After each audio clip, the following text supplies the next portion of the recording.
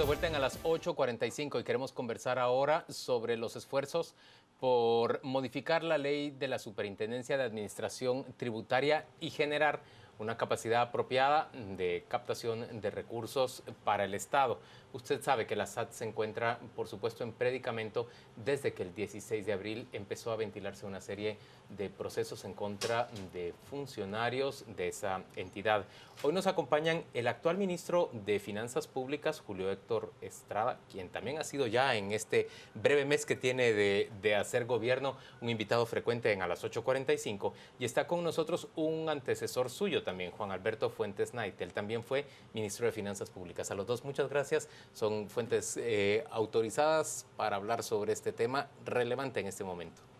Comencemos con Juan Alberto. ¿Cuáles son los aspectos que tienen que reformarse de la SAT? Bueno, creo que hay temas de estructura, hay temas de liderazgo y hay temas de procedimientos internos. Yo creo que comenzaría con el de liderazgo en una organización. Independientemente de las estructuras y los procedimientos, creo que son fundamentales las personas. Y entonces yo creo que un punto de partida ahí es tener realmente una persona que pueda dirigir eso con mucha capacidad, autoridad, legitimidad. Luego hay un tema de estructura, donde no hay una clara línea de mando en la SAT. Se disputa la autoridad con el Consejo. Sí, hay un directorio ahí cuyas responsabilidades no son muy claras. El superintendente es nombrado por el presidente, pero a la vez tiene una relación directa con el ministro de Finanzas. Entonces ahí yo creo que además es un organismo autónomo, no hay una visión integral de la política fiscal, que al final incluye gastos, ingresos y manejo de la deuda, del crédito. Entonces eso está como aparte. Entonces esos creo que son... Y luego hay una serie de procedimientos internos y por supuesto el tema de la corrupción con grupos ahí que no son pequeños pescaditos, sino que son realmente tiburones, ¿no?, en materia de corrupción, y que todavía creo que no sabemos exactamente qué más hay ahí. Hasta ahora se ha identificado en aduanas, en crédito fiscal. Daría la impresión que están comenzando con el tema de crédito fiscal. Y quién sabe más, qué más hay. Ministro, usted ha arrancado ya con un proceso para presentar una iniciativa de reformas a la ley de la SAT. ¿En qué consiste ese proceso? Bueno, nosotros casi desde el día que comenzamos, inclusive un poco antes, con un apoyo principalmente de unos proyectos que venían en marcha con Banca Multilateral y asesores técnicos, Fondo Monetario Internacional, BID, Banco Mundial, se preparó una propuesta que modifica mucho en la línea de lo que decía antes Juan Alberto. Un poco redefinir cuál es la relación entre el directorio y el superintendente. Cambiar algunos mecanismos de balance de información, digamos, a quién responde la auditoría interna, a quién responde la Contraloría interna del mismo sistema de control de la autoridad. Redefinir un poco los parámetros de contratación de personal, exámenes obligatorios, crear una academia dentro de la institución y redefinir también hasta el proceso de nombramiento y convocatoria o de revisión de los candidatos para superintendente y para directores. Ahora, ministro, en el caso de bueno, hagamos un parangón, aunque no tenga nada que ver con el Consejo del Ministerio Público y el directorio de la SAT. Es decir, bueno, vemos que ya en el caso del Ministerio Público se va a eliminar. Ahora, ¿tiene utilidad realmente el directorio de la SAT?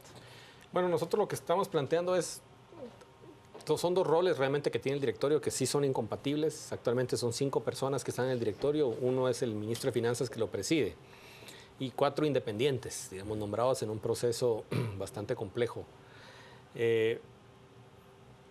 Pensamos que debe haber un directorio tiempo completo de 3 que se conforman en un tribunal de lo aduanero tributario, que resuelve los recursos presentados por los diferentes contribuyentes que no están de acuerdo con los reparos o los cargos o los cobros que le hace la autoridad tributaria. Es un rol más que todo judicial, digamos, y tiene que ser muy especializado, y se plantea que sean 3 personas de tiempo completo dedicados a eso, que actualmente lo resuelve el directorio.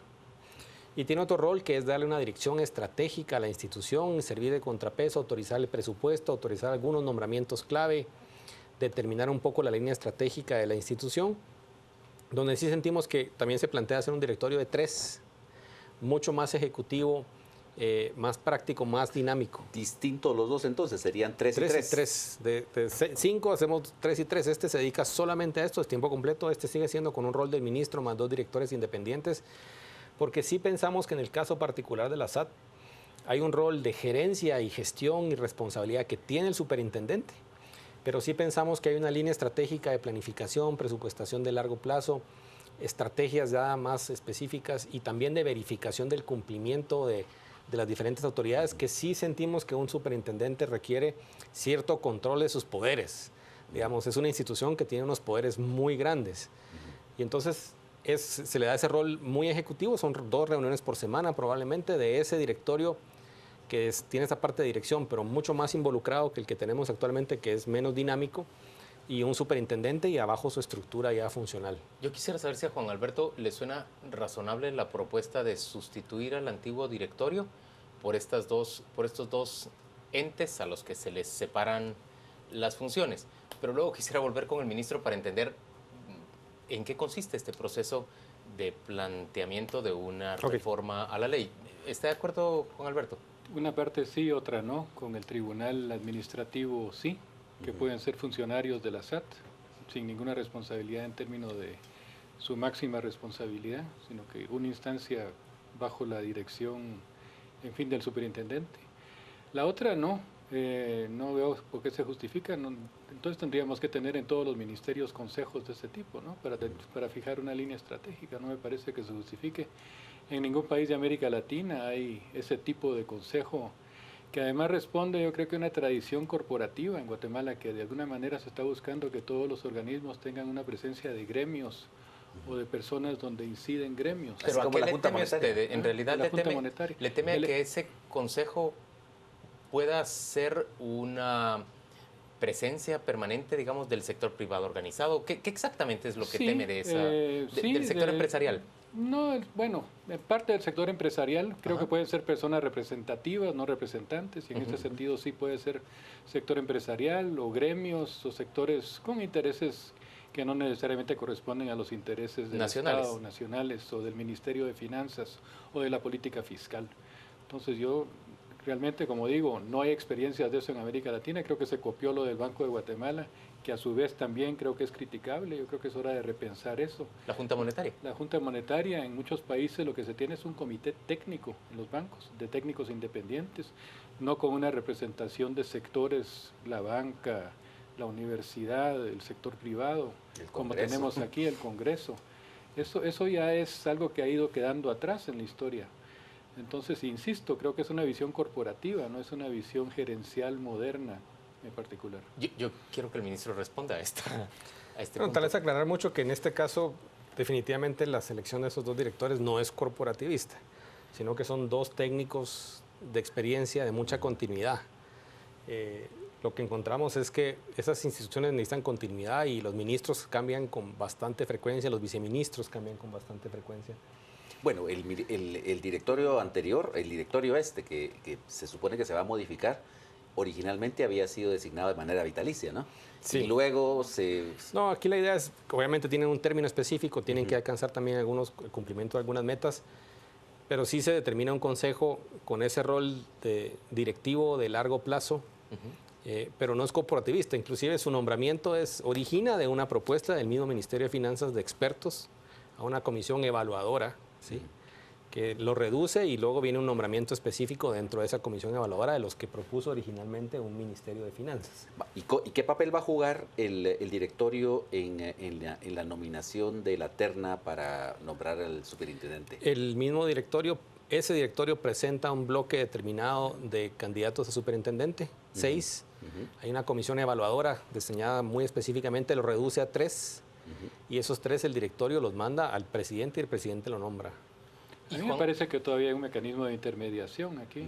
No hay ninguna garantía de que esos técnicos sean independientes realmente y tienen una permanencia que va más allá del gobierno. Yo insisto, hagamos el paralelo con un ministerio. Entonces cada ministerio tendría que tener su propio comité técnico permanente o con una duración que va más allá del periodo de gestión de ese gobierno. Pero entonces la visión de Juan Alberto es que la SAT debe depender directamente del Ministerio de Finanzas, del ministro de Finanzas. Sí, en el sentido de que el superintendente debería ser nombrado por el ministro, que no hubiera un directorio, sí un tribunal administrativo que se encargue de los temas, en eso estamos de acuerdo, pero sí una superintendencia que está mucho más integrada a la política fiscal en general. ¿Y quién removería en ese modelo que usted está planteando al superintendente? El ministro. El ministro. Sí. Es que tiene que ver con una visión integral de la política fiscal. Es que eso es lo que no hemos tenido hasta ahora, que la superintendencia va por un lado, bueno, ahora mucho peor, con otra serie de dimensiones que no tienen nada que ver con la política, sino con la corrupción, y luego el Ministerio de Finanzas va por otro, ¿verdad? Encargado y volviéndose básicamente un ministerio de gasto público y de crédito, sin la pata de la recaudación, los ingresos y de la recaudación. Pero en el modelo que usted propone, no corremos el riesgo de que un ministro o un régimen, en términos generales, pueda abusar del extraordinario poder que se tiene en el cobro de tributos. Como sucedía antes con la Dirección de Rentas Internas. No, yo creo que ahí la razón de esos abusos es que había una presencia militar que venía desde hace mucho tiempo, que está vinculado con todo el tema de la guerra y el control de armas en las fronteras. Eso creo que es el origen de los problemas que hubo. Si uno ve la experiencia latinoamericana, eso no, hay distintas. El caso de Chile tiene una dirección de rentas que es parte del ministerio, funciona perfectamente, no hay un abuso ahí, bueno, normal. Entonces yo creo que eso se puede mantener perfectamente bajo control. Ministro, también hay ciertos organismos nacionales de control, obviamente, la Contraloría, etcétera. En el proceso que usted está encabezando para plantear una iniciativa de ley, una iniciativa de reforma de ley al Congreso, ¿cabe considerar este tipo de propuestas de Juan Alberto? ¿Cómo se integra ese planteamiento? Vamos a ver. ¿Solo con la visión del gobierno? No, nosotros hemos estado haciendo una serie de, bueno, a un ritmo muy rápido. Ahorita tenemos ya textos específicos en un sistema especial tomando comentarios de diferentes actores. Vamos a empezar en un proceso en una comisión de trabajo ya este viernes con el Congreso de la Comisión de Finanzas. Vamos a presentar una propuesta, nuestra propuesta de borrador, no es una iniciativa de ley, es un borrador de dónde vemos nosotros el tema. Ya se nos ha hecho ver que este es un punto donde tenemos divergencia, ¿sí? No tenemos mucha divergencia en el tribunal, en las modernizaciones de la parte interna, en los procedimientos y relación. Claro, hemos desarrollado capítulos de cómo se relaciona esa superintendencia con el directorio que hemos creado, tal vez ya no harían falta o habría que diseñarlo de forma diferente. Y la idea es que trabajemos en conjunto ya con un grupo del Congreso para tener una propuesta mucho más aterrizada muy pronto. Yo sigo pensando que somos tal vez más gradualistas en el proceso evolutivo. Una discusión en su momento de renta se movió en una dirección. Hemos encontrado ese desbalance en la relación clarísima, digamos, de temas de la relación del superintendente con el directorio, que también hay que aclarar en un marco de corrupción como el que estaba viviendo Guatemala en los últimos décadas, ¿sí? No importa el diseño institucional que hubiéramos tenido, hubiéramos parado con una corrupción tremenda. ¿sí? De cualquier forma, no creo que hubiera cambiado. Es como en algún momento me acuerdo que en la Corte Suprema no se ponían de acuerdo para elegir de 9, de 13 el presidente. Yo decía, eso no se resuelve con diseño institucional. Ahí los magistrados se tienen que poner de acuerdo. ¿sí? Sí. Entonces, tal vez nuestra propuesta ha sido no movernos tanto en una dirección, sino guardar ese esquema de pesos y contrapesos que en su momento le dio solidez y fuerza a la institución, moviéndonos un poco en esa dirección, porque también ya un ministro de Finanzas de 3, con 2 directores, con un proceso donde él participa en su nominación de una manera muy directa, le da más fuerza, pero siempre con una figura de un cuerpo colegiado, pero es parte de lo que queremos discutir. Ahora, ministro, tenemos actualmente, bueno, el proyecto de la ley, y obviamente esto por lo menos tardará hasta fin de año, hasta que comience en marcha, pero ahorita tenemos un problema real. Tenemos una SAT que no tiene cabeza. Tenemos varios intendentes que están en prisión preventiva. Tenemos una necesidad urgente de recaudar para financiar el presupuesto. Es decir, ¿qué es lo que el gobierno está pensando para asumir, para resolver esta crisis inmediata, mientras llega la aprobación de la ley? Bueno, no, definitivamente yo creo que la aprobación de ley puede salir sorpresivamente rápido, ¿sí? Pero aunque saliera rápido, el cambiar el diseño organizacional de la institución no cambia automáticamente su capacidad de funcionamiento y su capacidad de gestión. Bueno, solo el proceso de contratación, esto toma tiempo. Sí, inclusive si tenemos el directorio va a tomar un tiempo el nombramiento, el superintendente en unas convocatorias, o sea, eso toma tiempo. Nosotros estamos ya trabajando y arrancó el proceso de sustitución utilizando las listas de los procesos anteriores del directorio. Es algo que se comienza a implementar esta semana. Y se renueva parte del directorio y se retoma en la convocatoria de superintendente, que también estaba entrampada en un proceso jurídico, que estamos justo buscando el mecanismo más práctico para sacarlo lo más rápido posible. Y entonces, dentro de la organización que tenemos ahorita, tener un directorio consolidado y un nuevo superintendente en el espacio que hay, ¿sí? Tenemos un comité, digamos, de dirección con cooperación internacional de diferentes frentes, con una agenda específica de implementación. También, de alguna manera, los últimos años el mismo gobierno afectó el presupuesto que le tocaba a la SAT, de 1.000 millones, le habrá dado 750, 800. Eso creo que no es correcto, pero por lo menos detuvo a que ese espacio de corrupción o de gasto no se comiera ese espacio. Entonces, ya con un plan de trabajo y un equipo consolidado, hay espacio para invertir este año ese dinero, digamos, que no se consumió en el cupo, para meterse a proyectos muy estratégicos de subir la fiscalización, la presencia de las entidades. Queremos una SAT con mucha más presencia de fiscalización, con mucho más cruce de datos, de información, con un sistema mucho más robusto de sistemas de información, tecnología, y trabajar como si vamos a seguir así por 3 años, digamos. No tenemos otra más que involucrarnos en el proceso y con ese directorio trabajar más cerca de una manera más dinámica. Yo siento que hasta ahora ese divorcio y lo que más le ha afectado a la institución es quedarse, digamos, sin cabeza definida y sin una agenda específica. Y ahora que consolidamos algunos cambios y ya con un equipo que sea el que esté, aunque sea afectado por el cambio de la ley, ya ponernos a implementar una agenda con mucho acompañamiento de parte del Ministerio de Finanzas, porque entendemos que es nuestro reto número 1. Ahora, Juan Alberto, en el caso del crédito fiscal, bueno, ya hemos visto que esa es una, fuente de corrupción. como le llaman algunos, la línea 2, ¿verdad? Es decir, ¿qué sugerencias hay para evitar la corrupción en la devolución del crédito fiscal? ¿Qué posibilidades hay de implementar medidas administrativas con lo que hay en este momento para que no se repita lo que hemos visto hasta ahora? Bueno, yo diría en primer lugar continuar con las investigaciones como las que se han estado haciendo. Yo creo que ya se dio un mensaje bien fuerte de que eso se paga. Para mí eso es un gran avance. Aunque solo haya llegado a una empleados. empresa, pero es una empresa grande. Hay 2 momentos, uno que son 250 millones. Correcto. Bueno, una parte que posiblemente sí era válida y otra que no. Y luego 11.8 millones en la segunda. Y además involucrando todo un proceso de cabildeo, de modificación de actas, etcétera. Creo que ahí salen varias lecciones, hay varios mensajes fuertísimos que yo creo que ya es un gran avance. Ahora, yo creo que va a tener que continuar haciéndose ese tipo de investigación, de auditoría. Estas, por cierto, son auditorías que se hicieron el 2008, 9 y 10, que después se presentó una querella y son procesos largos. Y ese era un poco el mensaje que yo quería dar. Aquí hay que ser realista y creo que lo está haciendo el ministro, ¿no? En el sentido de que va a tomar tiempo. Esto no va a haber un aumento así rápido de la recaudación. Y generalmente cuando el Fondo Monetario en particular hace sus estimaciones de cuándo se va a reflejar un cambio como este, toma 1 año, a veces hasta más. Entonces creo que sí hay que ser muy realista en ese sentido. Mi pregunta es, en este proceso de planteamiento de reformas a la ley de la SAT, ¿va a intervenir alguien como Juan Alberto Fuentes del Grupo Semilla o, por ejemplo, el ICEFI? ¿Van a participar frente a una propuesta que va a plantear el ministro? Aunque el ministro dice que lo que va a presentar primero es una especie de documento mártir para que se discuta alrededor de él. ¿Van a participar ustedes? Bueno, el ICEFI ya tiene un acuerdo de cooperación con el Congreso, entonces sí hay un espacio ahí y el ICEFI ha venido trabajando y ha venido discutiendo propuestas. ¿Y usted va a participar por esa vía?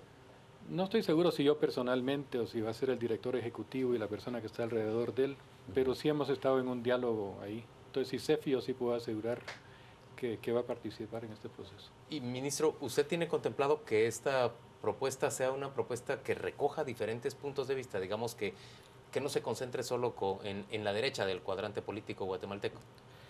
No, miren, definitivamente tendríamos ante nosotros la posibilidad de decir, Claramente la institución que tiene el mandato de política fiscal y de emanar y presentar una propuesta que más que un borrador es una propuesta muy específica, con una redacción definida y con una serie de principios establecidos. Pero también entendemos que es una institución central al funcionamiento de la ciudadanía y que afecta casi que al 100% de los guatemaltecos. Entonces, hay un congreso abierto que está participando con entidades con las que nosotros también colaboramos en la parte de discusión. Hay unos temas que tal vez nosotros no podemos poner de acuerdo y ya pasa al debate político. Y lo que nos interesa es acompañar y sí tal vez estar atentos a que no se crucen algunas líneas. Eso es importante, donde nosotros diremos, miren, sentimos que aquí se va a debilitar algo que es importante. O se está poniendo demasiado fuerte algo que también tal vez no es tan importante. Pero sí también importante que sentimos que es importante que salga rápido, que no es una discusión que se tome años.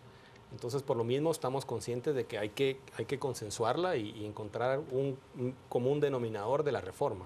Ministro, en las postrimerías del gobierno de Otto Pérez, el gobierno de los Estados Unidos ofreció el apoyo del Departamento del Tesoro para, bueno, filtrar, evaluar al personal de aduanas para pasarles el polígrafo, etcétera, ¿no? ¿Sigue vigente esa propuesta? Sí, sigue vigente. Hay un tema ahí importante sindical y otras cosas que complican todos estos procesos. Pero ellos rechazan pasar por el polígrafo. Suele pasar, sí, el proceso. No van todos, o sea, vamos a ver, la institución necesita alguien que tome control, que ponga procesos claros, y sí, definitivamente falta todavía terminar de sacudir las cosas que mencionaba antes Juan Alberto. Se ha hecho mucho con el tema de crédito fiscal ya hace algunos meses. Se transparentó, se creó un sistema donde es una secuencia ya no alterable. Hasta hace poco era tan claro que es un tema clave. Que la secuencia de pago era por reglamento, el directorio o el superintendente podía cambiar el orden en el cual se pagaban uno u otro. Eso ya se quitó, digamos. Y ahora es como van entrando los expedientes. Como van entrando, van saliendo y está una lista que es transparente, se publica. Esa normativa le quita discrecionalidad. Le quita discrecionalidad, los casos son anteriores, pero ese es uno de una serie de cosas. Jurídico es otro donde también, en este mismo escándalo, no solo apareció crédito fiscal, sino que jurídico es el que estaba negociando, tratando de quitarle peso a los casos. Definitivamente fue una máquina donde la corrupción fue tomando su fuerza y ahora hay que sacarlos. Pero sí, con las investigaciones se está mandando un mensaje clarísimo, pero ahora viene toda la recuperación de la moral del equipo, la claridad de la dirección, la recuperación de los sistemas. Eso va a tomar tiempo. ¿Y las aduanas, ministro? Porque se dice que incluso después del procesamiento de los implicados en la línea, es decir, aumentó aún más la defraudación por esa vía. Eso es probable, sí, es probable. Acuérdense que la línea era un mecanismo para ordenar la manera en que se manejaba el contrabando, digamos. Sí. Y que fue como poner disciplina y que todos sentaban en el mismo pool y que contribuían en el mismo mecanismo. Entonces se sale la estructura, pero el resto de actores que estaban ahí adentro se quedaron básicamente sin el ordenamiento del jefe de la pandilla, digamos. Porque no se siguió con la siguiente etapa, digamos. Había que completar la limpieza, pero aparte de reimplementar sistemas, gentes, promoción, recuperar los sistemas de información, los procedimientos de logística. La entidad está enferma, digamos, tiene su nivel de debilidad y lo que requiere es todo un proceso de fortalecimiento institucional, pero gerencial. Estamos en el mes de febrero. En el mes de mayo pasado, el todavía presidente Pérez Molina le llamó a usted a integrar junto a otros antiguos ministros de Finanzas y un ex vicepresidente del banco una comisión para proponer justamente reformas a la ley orgánica de la SAT. Su negativa a participar en esa comisión hizo prácticamente que esa comisión quedara inutilizada. Perdimos todos esos meses. ¿Se arrepiente usted ahora de haberse negado a participar en esa comisión? No, al contrario, yo creo que la historia me dio la razón, porque esta no era, en ese momento esa acción era para legitimar lo que el gobierno estaba haciendo. Y el gobierno lo que estaba haciendo, las máximas autoridades eran parte de un proceso de corrupción. Entonces, entrar a hacer propuestas en un contexto en que el liderazgo del gobierno está metido en la corrupción era legitimarlo. ¿Eran necesarios entonces era absolutamente indispensable no participar en esa comisión? Señores, yo creo que ahora hay otras condiciones, entonces que me parece que se está caminando ahí, hay un proceso de discusión, En fin, aunque haya diferencias, hay posibilidades de llegar a acuerdos. Creo que es otro contexto el actual. Señores, gracias a ambos por acompañarnos a las 8:45. Vamos con Rocío Lazo. Ella nos cuenta qué se dice en redes sociales sobre esta conversación. Juan Luis, gracias. Hablamos en este momento sobre la defraudación tributaria en Guatemala. Queremos saber su opinión acerca de la última conversación que habla sobre este tema. Esperamos sus comentarios en Facebook y en Twitter. Nos encuentra como Canal Antigua. Mario nos dice, Grupo Semilla, grupo de empresarios, grupo de intelectuales, todos llevan intereses de poder en la SAT, ninguno debe aparecer. Juan Carlos Martínez, renovar a todo el personal, reducir los costos de operación, implementar mecanismos de control y monitoreo de labores. Luis Mario Morales nos dice, Estuardo Mieres nos dice, se pervirtió su función al punto que está llena de corruptos, se debe crear una nueva institución. René Álvarez, aplicando la pena de muerte al funcionario que esta institución que se compruebe corrupto, no ético. Álvaro Góngora, lo que sucede con la SAT es que nadie es culpable de nada, eso debe cambiar, eso debe ser autónomo. Vamos a conocer ahora todo sobre el mundo deportivo y lo invitamos a que nos sintonicen a las 10 p.m.